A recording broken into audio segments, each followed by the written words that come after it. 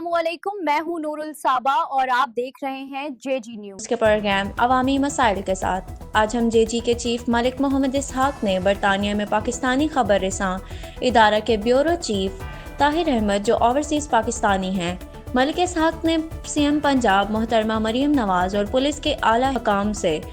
ताहिर अहमद को इंसाफ की दरख्वास्त की है। याद रहे, थाना भरकी में मुकदमा नंबर 749/25 दर्ज है, लेकिन पुलिस अभी तक मुलजिमान को गिरफ्तार नहीं कर सकी।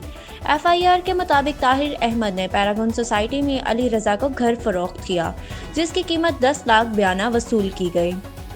और बाकी रकम अदा करने के बजाय मुलजिम अली रज़ा ने ताहिर अहमद का घर 1 करोड़ 65 लाख किसी मुन्नीब शहजाद को फरोख्त कर दिया और 1 करोड़ 35 लाख वसूल भी कर लिया और ताहिर अहमद को बजाय बकिया रकम अदा करता उसको गन पॉइंट पे 2 नामालूम अफराद के हमरा ताहिर अहमद पे तशद्दुद किया और असलहे के ज़ोर पर घर को कम कीमत पर फ़रोख्त करने पे मजबूर करते रहे और जान से मार देने की धमकियां भी देते रहे। इस वक्त बदकिस्मत ताहिर अहमद जो ओवरसीज़ पाकिस्तानी हैं, अभी तक इंसाफ उनको ना मिल सका और मुलजिमान के खौफ से वो इंग्लैंड से वापस नहीं आ रहे।